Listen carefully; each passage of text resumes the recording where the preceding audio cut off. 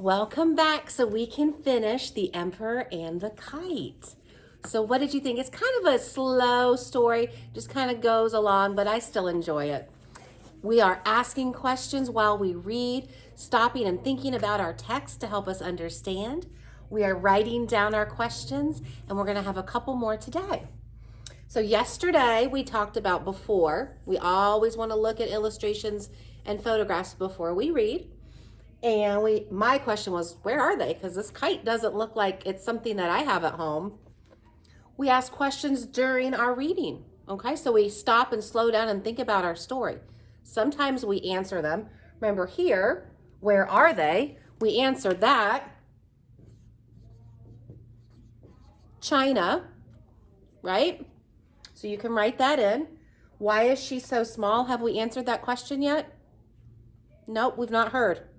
And we might not. Sometimes we don't get the answers to our questions, and that's okay too. But it's important to stop and think about your reading. So let's get your chart back open because you're going to write down some more questions. And let's get going. What's going to happen? Remember, the emperor was kidnapped by those evil men. And Yao Sao, I'm sorry if I'm saying it wrong, I don't know. She kept her dad alive, remember? Then where we left off was the monk said something to her. She said it sounded a little different, and then she understood. I'm wondering, what did she understand?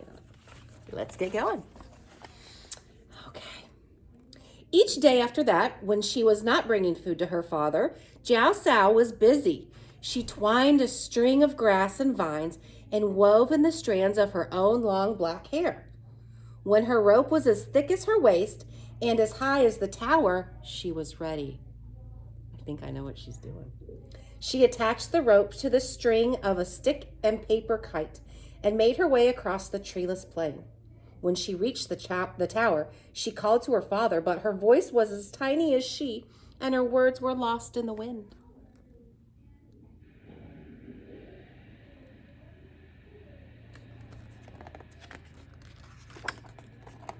How is he going to hear her? Oh!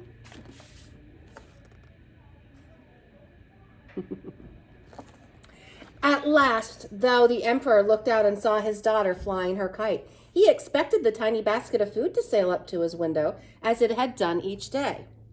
But what should he see but the strand of vines and grass and long black hair? The wind was raging above, holding the kite in its steely grip. And the princess was below, holding tight to the end of the rope. Although the emperor had never really understood the worth of his tiniest daughter before, he did now. And he promised himself that if her plan worked, she would never again want for anything, though all she had ever wanted was love. And then he leaned farther out of the window and grasped the heavy strand. He brought it into his tower room and loosened the string of the kite. He set the kite free, saying, "Go to thy home in the great sky, great kite." And the kite flew off toward the heavens.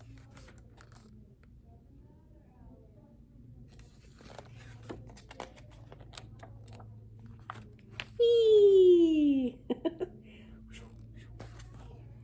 Then the emperor tied one end of the thick strand to the heavy iron bar across the window, and the other end stretched all the way down to Jiao Sao's tiny hands. The emperor stepped to the windowsill, slipped under the iron bar, saluted the gods, and slid down the rope. His ropes billowed out around him like the wings of a bright kite. So this is another good stopping point where I want you to write down another question you might have. What is the question you have? What is a wonder that you have right now? Okay, so you should start writing down another question. You did this one yesterday. Now I want you to write down another one right underneath it. Okay?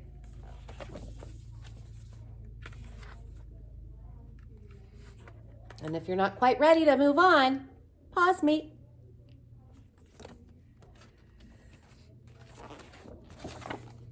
When his feet reached the ground, he knelt before his tiny daughter, and he touched the ground before her with his lips.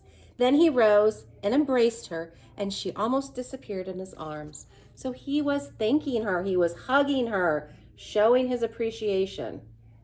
And when it said, and she almost disappeared into his arms, is she magic? Or was he just hugging her really big? Oh. With his arm encircling her, the emperor said, "Come to thy home with me, loyal child." And he lifted the tiny princess to his shoulders and carried her all the way back to the palace.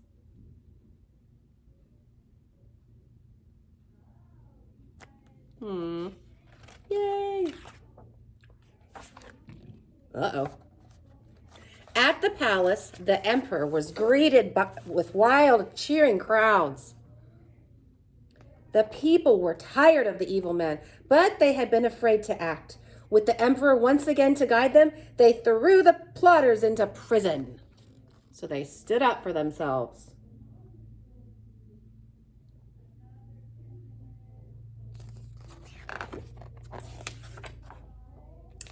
And when the other sons and daughters of the emperor heard of his return, they left off their sobbing and sighing and hurried home to welcome their father. But when they arrived, they were surprised to find Jiao Sao on a tiny throne by her father's side. To the end of his day, the emperor ruled with Princess Jiao Sao close by. She never wanted for anything, especially love. And the emperor never again neglected a person, whether great or small. And too, it is said that Jiao Sao ruled after him, as gentle as the wind, in her royal loyalty as unyielding.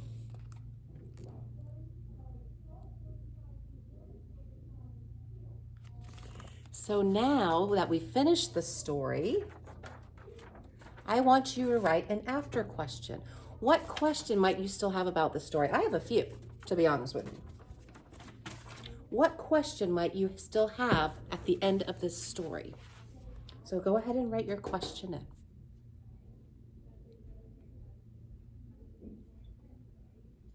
So as you're reading, as you're finishing up your questions, can you answer any of your other ones? Write in your answers if you can answer them.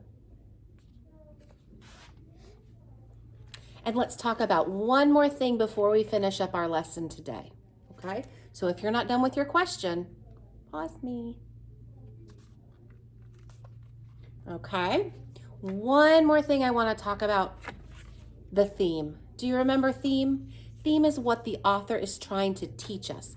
Not about the characters, okay? It's about their actions and what we can take out for the theme, the lesson, the moral. What can we learn from this story to make us a better person? That's what theme is. Not that Jiao Sao learned how to make a kite, okay? We want to know what the author's trying to teach us to become better people. And remember, sometimes they tell us and sometimes they don't. So we have to think about the beginning, middle, and end of our story to come up with our theme. Jiao Sao was ignored at the beginning. The emperor was kidnapped. Jiao Sao kept him alive. She created a kite to let him escape. And at the end, she got to rule with her father. It even says the emperor never again neglected a person great or small. So it doesn't matter a person's size. Okay, that could be the lesson, right? It doesn't matter a person's size, great, big or small. Never give up hope. Okay, Jiao Sao continued to feed her father. Okay, so that's what I mean when I talk about lessons. Things that our authors are trying to teach us about life, okay? Your job today is research China. I want you to research China and learn some really cool facts about China. And you can post one. You just have to post one on the discussion board. If you want to post more than one fact, fine. I'm only asking you to post one cool fact about China, okay? I can't wait to read them all your facts. Don't forget about your answering your questions, all right? Enjoy your research.